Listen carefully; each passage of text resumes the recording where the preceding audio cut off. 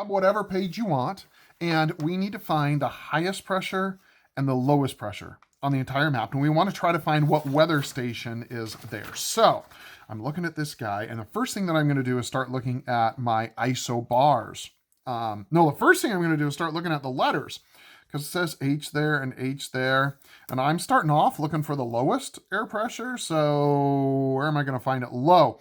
Looks like it's going to be really low up in here, 995, 99, or is that 996? I think that's 996 going in along there.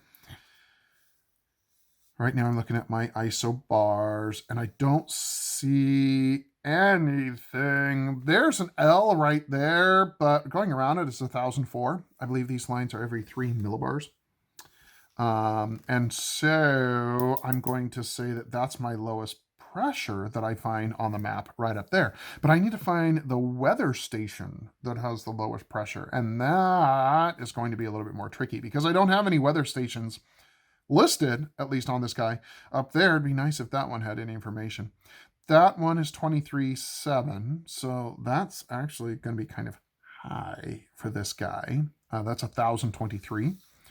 High. There's an L, so I'm going to look around that L, and I see 17.3 there and 17.4 there, and that guy might be my lowest pressure. Oh, no, there's 165 over here, and I like that. That might be my lowest of low that I have. Now remember that 16.5, we got to write it out the right way, but that might be.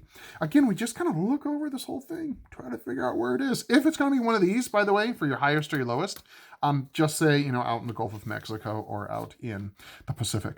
Okay? And so we write what day we were looking at. We talk about the station location. Well, I don't know what station is. That's what that little cool reference map thing is used for. Or if it's over body water, and then what the air pressure was there. Find the highest pressure as well. Right, so that's what we're going to be looking for. Remembering that those numbers that are in the 80s or the 90s, 800s or 900s, those are going to be really, really low pressures. Okay. If you're getting up close towards 50s, I was looking at ones that were in the 20s, right? That's going to be preceded by the 10. Okay. So unfortunately, it's a little bit backwards, but just remember that you got to put your decimal and your 9 or your 10 before each one.